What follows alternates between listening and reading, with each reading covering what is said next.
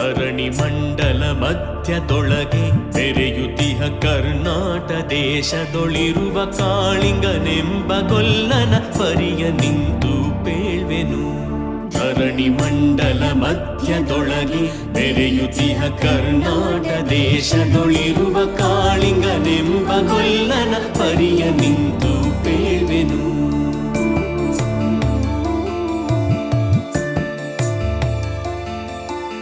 ಎಳೆಯ ಮಾವಿನ ಮರದ ಕೆಳಗೆ ಕೊಳಲನೂದುತ ಕೊಲ್ಲಗೌಡನು ಬಳಸಿನಿಂದ ತುರುಗಳನ್ನು ಬಳಿಗೆ ಕರೆದನು ಹರುಷದಿ.